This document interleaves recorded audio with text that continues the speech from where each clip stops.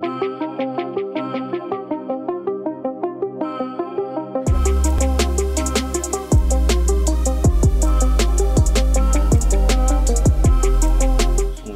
c'est concrètement ce qui se passe chez Deliveroo et moi ça va être très rapide, c'est concrètement qu'est-ce qui se passe chez Deliveroo et quelles sont les propositions qu'on fait aux travailleurs. C'est simple, aucune garantie de travail déjà, quand on travaille aucune garantie de rémunération.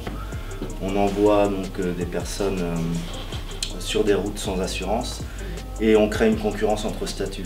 Alors avec des statuts ils se sont battus pour amener les indépendants à titre principal et dire tous les coursiers veulent être indépendants à titre principal pour derrière sortir une loi de Crau. Actuellement les chiffres c'est simple, indépendant à titre principal chez Deliveroo c'est 146 personnes. Étudiants indépendants, donc c'est un statut qui est un peu, j'ai du mal à comprendre, 282 personnes. Loi de Crau, 1508 personnes. Donc c'est une entreprise qui travaille que avec des lois de Crau. Je voudrais juste rappeler, parce qu'il y a un enregistrement officiel dont M. Delopem, que M. Delopem, qui est le gérant de Deliveroo, a fait en novembre 2017, où il dit clairement, nous on ne veut pas passer par la loi de Crau, ce n'est pas bon pour les coursiers. Novembre 2017, février 2018, ils mettent la loi de Crau. Donc en fait tous ces jobs là, et c'est vers ça qu'on va, avec ce genre d'entreprise, c'est plus aucune garantie, c'est ce que j'appelle un travail sans contrainte. Et en fait le problème il est là. Est-ce que demain une économie peut supporter un travail sans contrainte? Moi ça me semble pas possible et socialement non plus, donc vers où on va? Quand je parle entre autres de concurrence entre les statuts, il faut savoir qu'entre chaque statut, les personnes ne sont pas payées la même chose. C'est-à-dire qu'un indé à titre principal est payé 7,25 € la course, un étudiant indépendant est payé 5 € la course, une loi de Crau est payée 5 € la course. Dans quelques mois, il est bien évident que quand un indé à titre principal va coûter trop cher, on va dire soit tu passes à 5 € la course, soit tu arrêtes.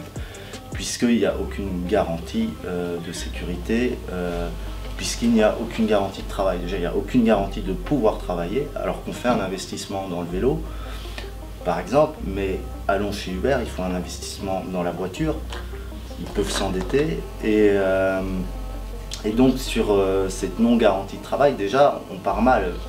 Parce que si demain, en plus, ils font faillite, il y a quand même eu déjà Take It Easy qui avait fait le coup, on va se retrouver quand même avec des personnes endettées.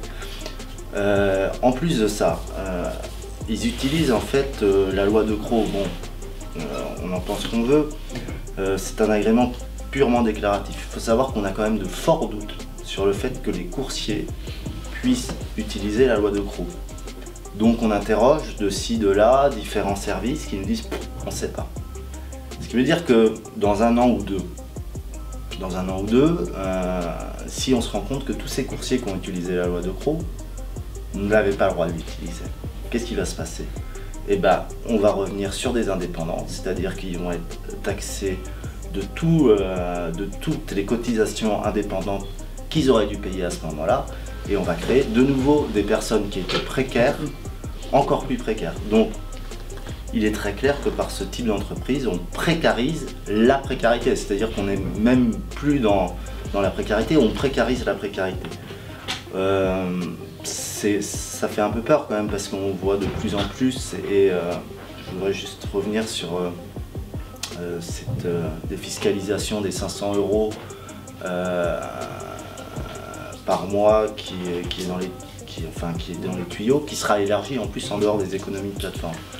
Donc si on ne sait déjà même pas si Deliveroo a le droit d'utiliser la loi de Crau, mais le fait quand même allègrement, qu'est-ce qui va se passer pour ensuite le marché de l'emploi? C'est-à-dire que tout le monde fera ce qu'il veut, et puis on dira après, ah ben non, il fallait vérifier avant. Donc les grandes peurs, elles sont là. Et voilà, je crois que je vais m'arrêter là parce que j'ai dit à peu près comment ça se passait. C'est un métier quand même, je voulais juste revenir, c'est un métier qui est dangereux et ça faut pas l'oublier. Et qu'on envoie des gamins en leur faisant croire qu'il y a une vraie assurance qui les couvre.